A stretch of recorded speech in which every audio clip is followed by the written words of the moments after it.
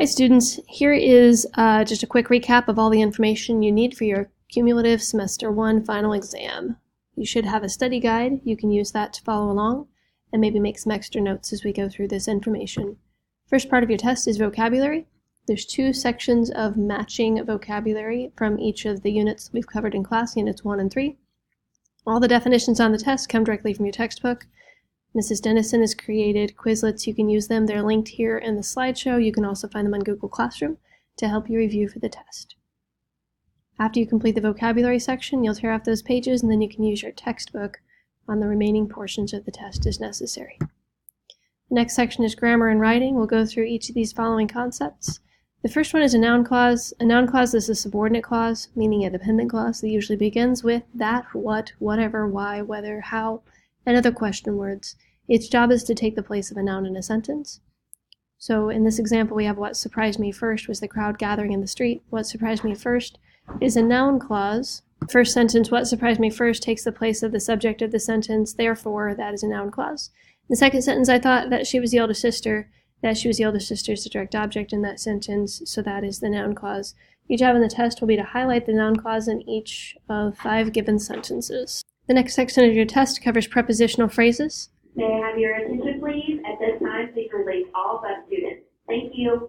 A prepositional phrase is a group of words that are related that show relation to some other part of the sentence. The best way to remember the prepositions is to consider a cube. Remember that prepositional words are words like in, among, around, through. So for example, we went on a trip. On a trip is the prepositional phrase there. And then beside the new store is my favorite restaurant. Beside the new store is the prepositional phrase there. Your job in the test will be to highlight the prepositional phrase in each of 5 sentences. Next section is verb phrases. Your job is to highlight the verb phrases. Verb phrase is the main verb of a sentence and one or more helping verbs. For example, he did not want to go. Did want, we want to avoid not because not is an adverb. It tells in what way or to what extent. So he did want to go. To go is also a verb phrase, but for the purpose of the review, I didn't highlight it here. She will have been a student for 5 years. Will have been is your verb phrase. Your job in the test is to highlight each verb phrase in the following sentences. Some of the sentences will have more than one. An adjective phrase is a prepositional phrase that describes and modifies a noun or pronoun. So here we have next to the door of the barn stood 2 horses. Of the barn describes which door. They're going to explain which one or what kind. So that is the adjective phrase describing door. Meet me at the Museum of Science and Industry on Mill Street. On Mill Street tells where the museum is located, so that is an adjective phrase because that is a noun. Up next we have an adverb phrase. It's a prepositional phrase that describes a verb, adjective, or adverb. Before noon, we ordered lunch from the diner. During the summers, I spend time at my aunt's. So remember that adverb phrases answer how, when, where, why, or to what extent. Parallel structure is a grammatical function that keeps words consistent in a sentence. For example, it is correct to say I like hockey, soccer, and basketball, or baseball, whichever. It is incorrect to say I like hockey, to play soccer, and watching baseball. We would need to word that differently to make sure that the structure is parallel, consistent, and fluid. On the test, your job will be to determine whether or not a sentence correctly uses parallel structure. If it's incorrect, you'll need to cross out words and make it correct. Active and passive voice we covered at the beginning of the year. Active voice is when the subject leads the object. Passive voice is when the object is the first part of the sentence. So I attended that college. I is the subject. Attended is the verb. So we have subject, verb. Here we have that college was attended by me. I'm still the subject of the sentence, but because the object is at the beginning, we have passive construction. Plot and subplot are pretty simple. Plot is just the sequence of action of events that consists of that plot triangle you should have some notes on in your journal. The movie Big Fish is a good example of a story with a plot and a subplot. So is the short story Once Upon a Time. In the movie Big Fish, there's the main plot where Edward and Will talk and try to fix their relationship as Edward lies dying in bed.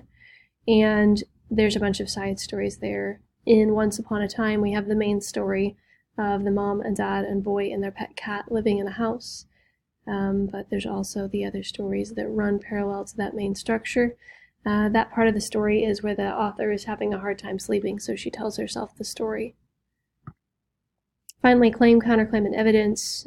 This is an author's position on an issue. Counterclaim is the opposite. Remember, we talked about the importance of using contexts to make sure that we're backing up and justifying our argument. Colons are a type of punctuation that can be used to introduce a list of items. They are also used to separate the hour and the minute in time. Your job on the test will be to correctly use colons in sentences that you write yourself. Going back to claim, counterclaim, and evidence, your job will be to explain what each of those terms mean and how it can be used. And then also plot and subplot. You'll need to be able to explain and define each of the following terms in your own words. On the active and passive voice section of the test, your job will be to read a sentence and determine whether it uses active or passive construction. So finally, the literature and film section, you will be able to use your textbook on this section. In fact, it's encouraged. You'll need to know some basic information about each of the stories going in. You'll have a few simple multiple choice questions about each of the things that we have read or watched this semester. And then the next real section of the test here before the bonus is the reading comprehension session. On that part of the test, I will give you some page numbers. There is a story, really it's a nonfiction text you're going to read on the test, and you'll answer 7 multiple choice questions about that. The purpose is to gauge how your reading comprehension ability has grown this school year. Finally, the bonus. You can find everything you need to know about bonus on your study guide.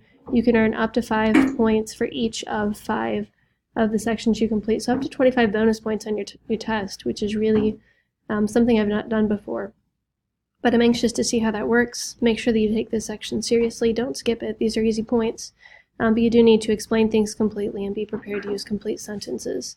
Again, that information is on the back side of your final exam study guide. If you have questions or concerns going into the final, let me know.